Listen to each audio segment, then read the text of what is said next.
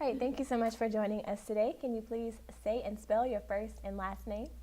Bethany Ivy, Bethany, Ivy, and I'm married to Richard, so I guess I'm actually Bethany Ivy Richard. Nice. All right, so for your first question, you work here at AOC Community Media. Tell me a little bit about your job title and some of your responsibilities here at AOC.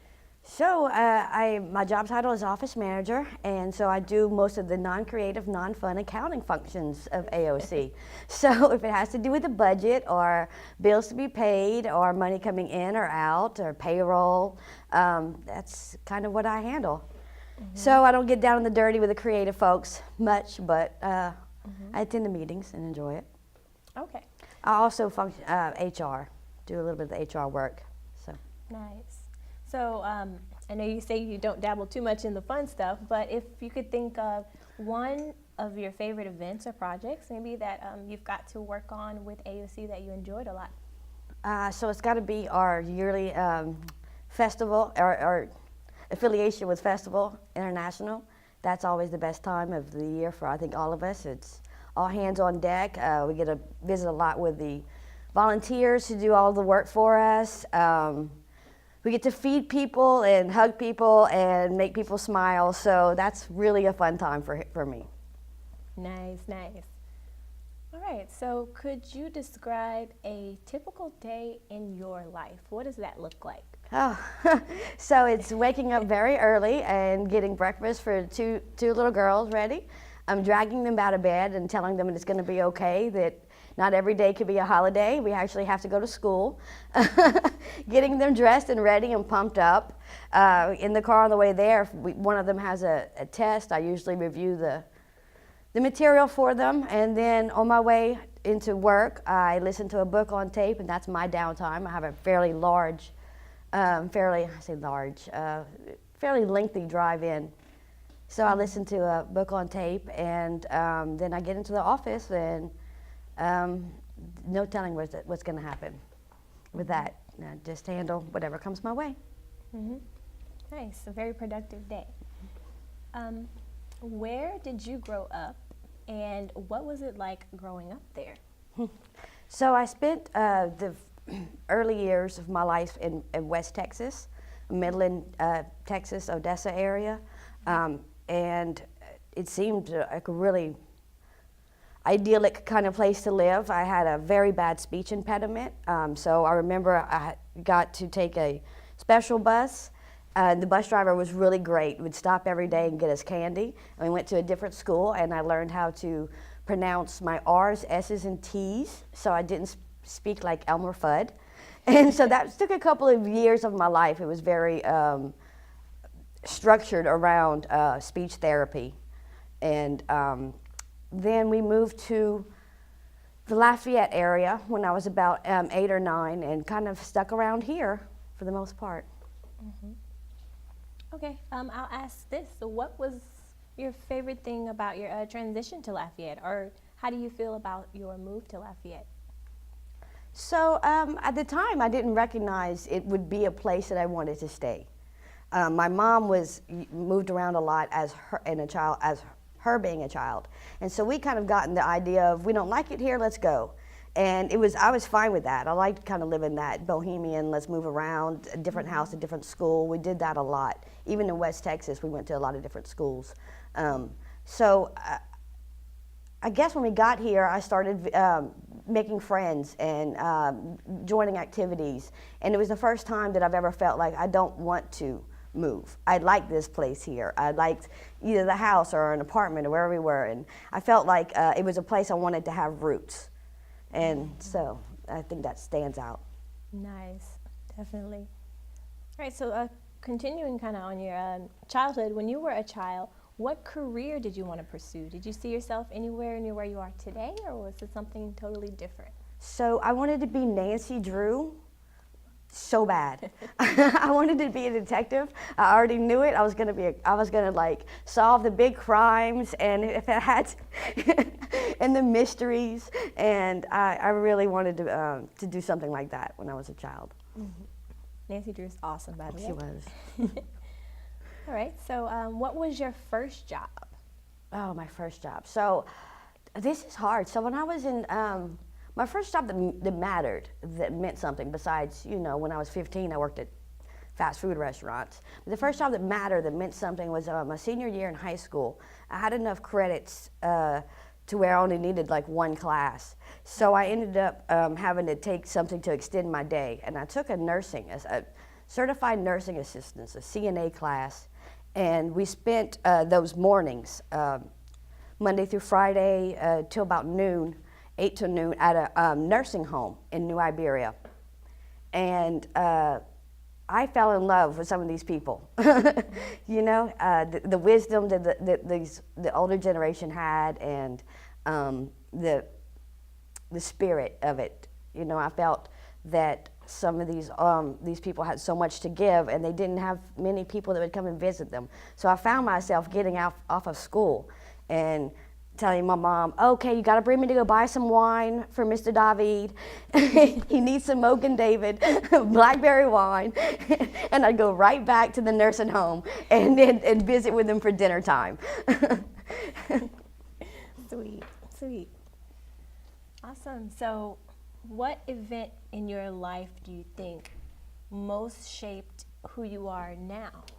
Now, at this point in time, I think you could almost ask yourself that question every 5 years. And if the answer stays the same, then you need to change it up. Right. But if the answer changes, then you're on the right track. So what would most shape my life now? I would have to say the oil spill happened. So I was working for BP when it happened, and I was supposed to be working at the Port of Iberia and then moving to Chicago to finish the rest of the project. And so me and the team of coworkers that I had at the time, we just couldn't wait to get to Chicago. We were so excited about finishing up the project there. And the oil spill happened, and our project got pushed aside. But in the meantime, I had met Todd. And he was from Abbeville, and everything that wasn't Chicago, he was. And so I guess maybe the oil spill, because it allowed me to find Todd and stay here and have children and a family and a house and a future. That's really interesting. Let's see. So what is, or what was, if you've already traveled, what was your favorite journey or vacation? Or what is your favorite journey or vacation to come? Ooh. I guess my favorite journey, right out of high school, I went and spent 1.5 to 2 years in Key West area, and then moved up to Melbourne, Cocoa Beach, just south of Cape Canaveral on the Atlantic, and spent 2 years riding a bike to work every day, the kind of beach bum life. I met some really amazing people. I worked at Burger King, flipping burgers in the mornings, but I kind of wanted something better than that. I guess I was too uppity for Burger King. So I went and walked the mall one day, and I went saw a place hiring for a salesperson at Southeast Keyboards. And they said, well, do you know how to, read sheet music? And I'm like, kinda. Do you know how to play the piano? I said, no. I said, but I have rhythm. I could do it. I know I can. So they said, okay, well, learn these chords.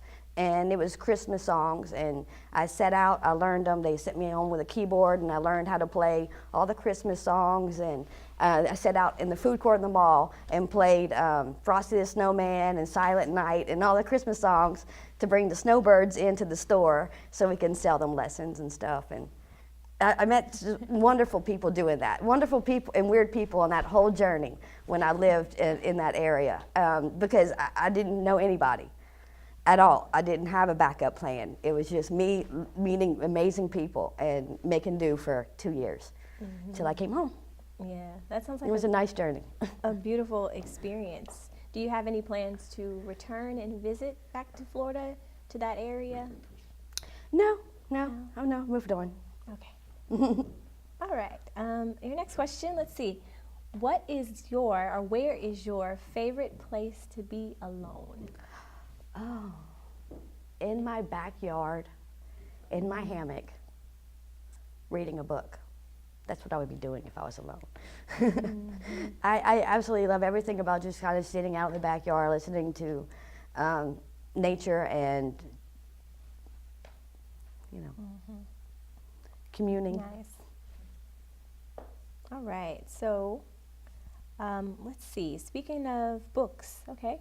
What book would you recommend, if anything? What book would you recommend someone to read?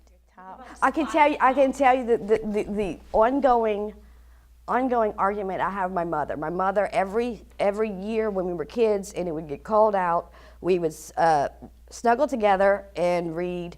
It seemed like a wintertime kind of hobby we did, and we would all take turns reading chapters from The Hobbit and the Tolkien trilogy, and kind of end our summer with that, going into summer with that. And every year it was the same thing. She really pushed Tolkien, and we all kind of bonded over that. I say all, her, me, my sister. And I had to disappoint her the other day and told her that I am continuing that, but with the Harry Potter series. And we had to argue that she's not, Tolkien, and I said, well, she's not trying to be Tolkien, but she's perfect too, speaking of the Arthur. So I do argue with my mom back and forth. That's funny. Here in Louisiana, food culture is a really big deal for us. What food could you live on for an entire month? What food would you choose? Okay, I would have to go into some serious exercising afterwards, but I could eat gumbo 24/7 for at least 60 days straight. I could commit to that. I would do it. Is there a certain type of gumbo? Would it be your homemade? It's my homemade chicken and sausage gumbo. I love it. It's andouille sausage. I sometimes add some smoked turkey wings in there. It's really good. Nice, nice. But I enjoy cooking, so that's where I feel at home a lot, is in my kitchen. Really? That's my downtime. My kids could always find me. They could be in the rest of the house playing, where they know that they come to the kitchen, they don't have to look up, Mom. They know that I'm standing right there with a spatula in hand. Do you think that your connection with cooking comes from seeing other family members do it, or is it something that just brings you joy? Where do you think that comes from? Yeah, I don't know, because we really weren't exposed to it much as kids. My mom was a single mom, and she worked hard and long hours, and it wasn't, it was more about just making sure that we ate every night, and not what we ate, or that we enjoyed it, mostly just that we did. That's the kind of survival mode you're in. So mine's all about enjoyment of it, and maybe it's just learning of something that I've always wanted to do. So now I find myself with the time and the ability and the space and the desire to do it. So I enjoy cooking. Nice, nice. That makes sense. All right, so let's ask this question. What is your idea of happiness? How would you describe that, or what does it mean to you? Oh, so I don't know if I have to have an idea of it, because I feel it often and intensely. And most of that will be when I'm spending time with my girls, when I'm with, when I finish a book that was worth it, when I do something that to make somebody else smile, and without thinking about myself, for pure altruism, for that reason. Happiness, I think it's easy and it's obtainable, and it's not something that you have to make a certain amount of money, or you have to be at a place in your life for. If it starts with just being grateful and aware that no matter where you're at, it could be so much worse. And we should be grateful for where we are. And happiness, to me, it washes over you in moments when you least expect it. Mm-hmm. Nice. All right, let's ask a question here. Speaking of travels, if you could travel anywhere in the world, where would you like to go, and why would you like to go there? So I would love to go to New Zealand, and I probably wouldn't want to come home. But I know there's lots of rules, and they don't let just anybody in, so I'd probably, be a refugee over there or something. But I would love to go to New Zealand. It's a beautiful country, beautiful, beautiful. And so that's where I would like to go. Nice. Okay. Let's see. Do you do any charity work or any? Are you involved with any, I guess, other nonprofits outside of AOC, or is it AOC is your main one? Yeah, AOC is the main one. I have two young children, so I spend time doing dance and Cub Scouts and things like that. What achievement or achievements, if there are multiple, what achievement are you the most proud of?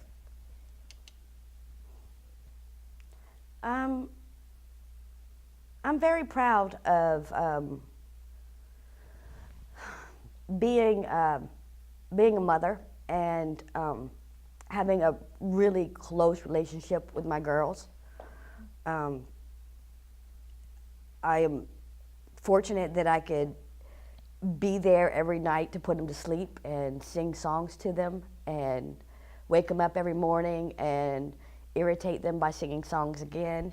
And I'm most proud of, and I guess that is a good achievement, is the fact that I do put my children first. How do you let the good times roll? What do you like to do? Oh gosh, it's going to involve, you know, my trusty hammock, probably some Fat Tire or a Blue Moon, and a book while my husband watches football. So we could be together, but we don't have to, you know, have the same, Right. doing the same thing. With the kids playing dress up and showing off outfits every 5 minutes. That's how I let the good times roll. I love it. But I do also listen to live music, and we're really involved in the sale barn and the concerts we put on there. In the spring and in the fall, we have about 4 concerts in the fall and 4 concerts in the spring. We bartend for it and, you know, generally host people and bands that go out there and play. So I enjoy those times. Awesome. What would you change about yourself? If you could change one thing, what do you think you would like to change?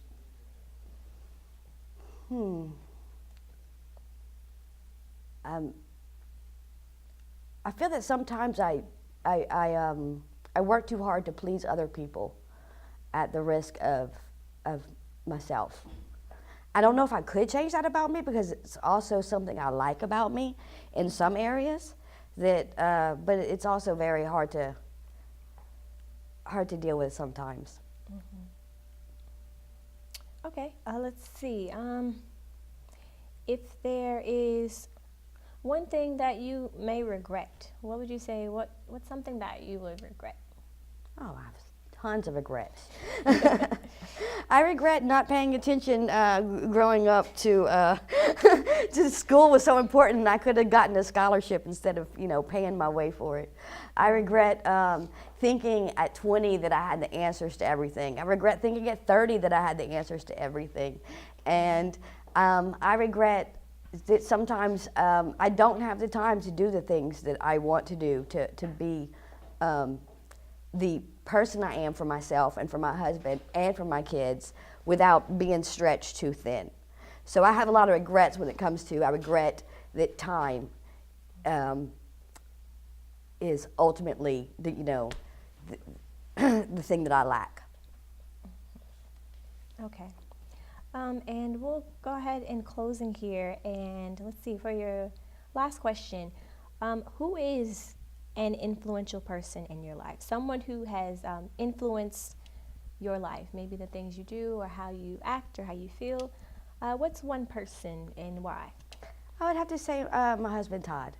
He's, when we first met, I don't think he could have been any more opposite than I am, because of who I was then, and I was Chicago and he was Abbeville, and